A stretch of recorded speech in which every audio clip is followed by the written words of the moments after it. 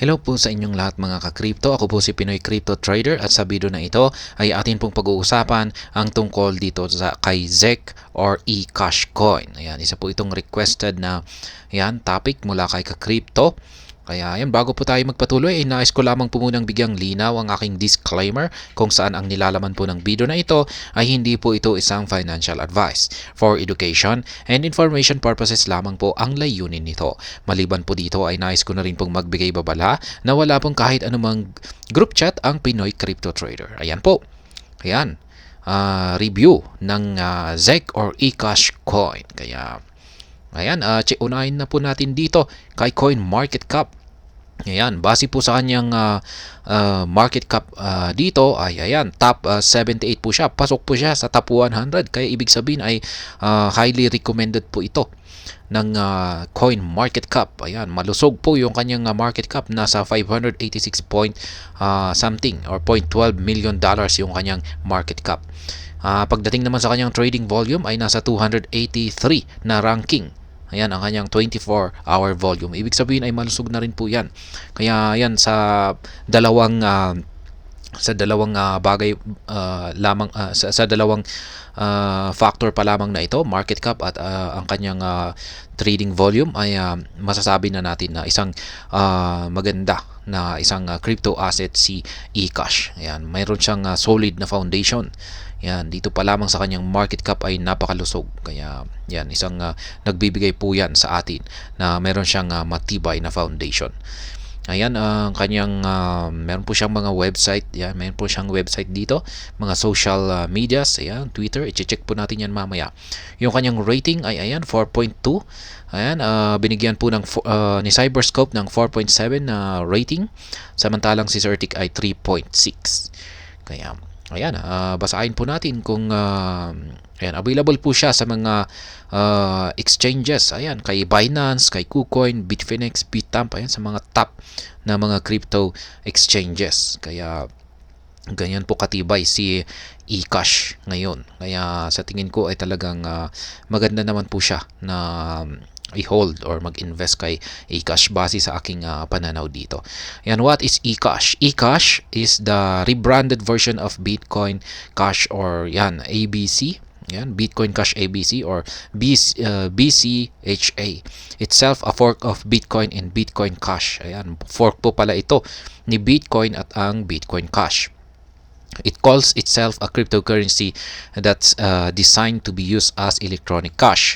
eCash is strictly aims to be a means of transactions used to pay for goods and services. The coin was rebranded on July 1, 2021 and has since tried to distinguish itself from its predecessor. The base units of eCash are called bits and replace the unwieldy decimal places of Bitcoin Cash ABC. Instead of sending 40 digits 1000 BTC, you would send 10 bits with eCash. eCash integrates a proof of stake consensus layer code avalanche, which is not to be mistaken for the blockchain avalanche or AVAX. Ayan, upon rebranding, eCash announced that it would convert all BCHA coins to ZEC as a ratio of 1 to million. Kaya yan, ang tungkol po kay eCash, isa po itong yan, parang payment system. Yan po yung parang kanyang pinaka feature dito. Yan, i-check naman po natin yung kanilang website. Ayan, napaka-interactive. Ayan, gumagalaw yung kanilang background dito at saka ayan, nakikita natin ang isang kamay. Wealth Redefined. Ayan. Get started. Ayan, napaka-interactive. Basahin na lamang po natin yung mga information dito. Ayan, kung gusto talaga nating mag-invest dito ng long term, ay ayan, na mababasa naman po natin dito lahat ng mga information na kailangan nating malaman. Ito po yung kanilang roadmap. Yan, isa po ito sa mga mahalagang bagay na dapat po nating malaman dito kung interesado po tayo mag-invest dito. Yan, meron po silang scaling, ayan, usability, extensibility, ayan. Ayan, mababasa natin lahat-lahat yan. Kaya kung may sapat na oras tayo rito, ayan ay basahin natin ito kung gusto talaga nating mag-invest dito kay eCash or ZEC. Ito naman po yung kanilang Twitter or X account. Meron na po silang followers na 100,000, 100.3k na mga followers. Kaya ayan, ito po yung nakapin. Congratulations eCash Army. Another seamless network upgrade has been accomplished, propelling eCash to new heights. Ayan. Successful upgrade. Nagsagawa po sila ng isang network upgrade. Ayan, at isa po itong matagumpay na network upgrade. At yan po yung mga dapat na lagi nating binabantayan. Yung mayroon talaga silang tuloy-tuloy na accomplishment dito.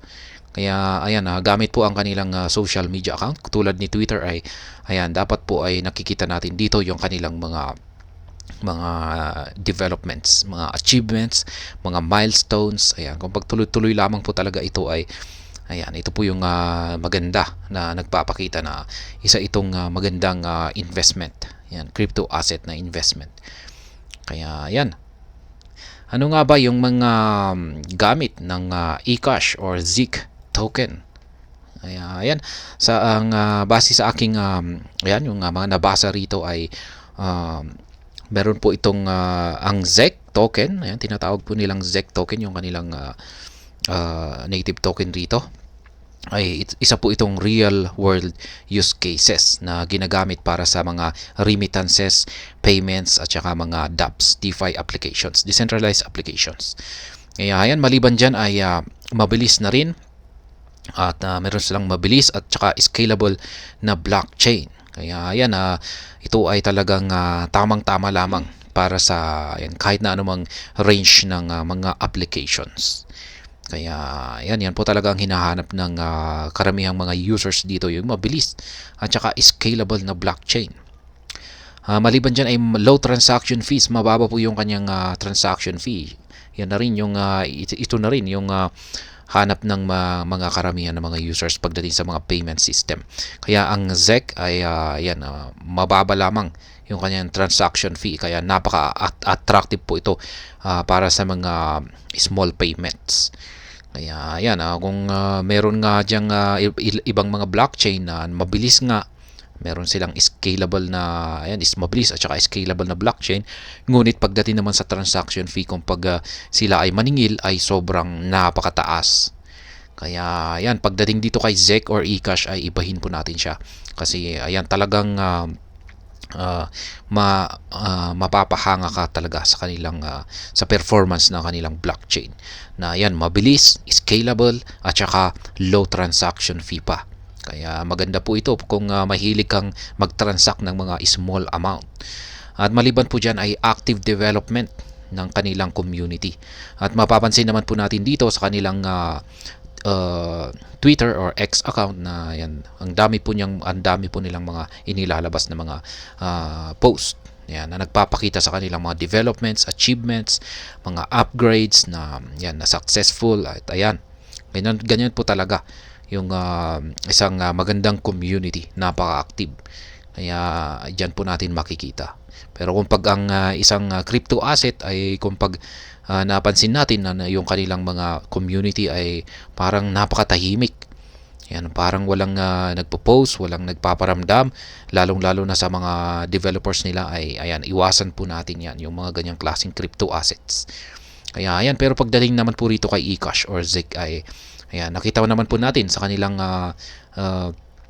Twitter account kanina na ayan, napaka-active naman po. Ayan, ang eCash ay ginagamit po ito para ayan, magbumili na rin ng mga goods at saka services. Ayan, at syempre mag-invest sa mga bagong products nila. Ayan, meron din po silang mga staking. Ayan, ayan, investing, tradable assets po ang ZEC token nila. Ayan, pwedeng ibenta. Ayan, pwedeng bumili sa iba't ibang mga crypto exchanges. Ayan, yung kanilang staking. Ayan, kung gusto mo pong kumita ng passive income ay ayan, ay stake mo po yung mga ZEC token mo at kikita ka po ng passive income bilang reward. At saka maliban pa dyan ay ginagamit po ang ZEC token bilang governance token. Kaya ayan, para kung yung mga users, mga holders ng ZEC token ay pwede po silang ayan, pumili or pumayag or mag-decide kung ano ba yung susunod na upgrade or mga project na gagawin ng mga developers sa hinaharap.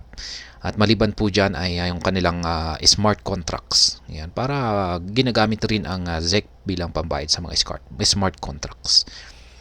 Yan. Ayan, napaka-secure din po ang kanilang eCash blockchain. Yan, wala po silang history na hack. Ayan, wala pang nakakahack sa kanilang eCash blockchain network. Kaya yan, napakatindi po ng kanilang security system. Kaya ayan, okay naman po.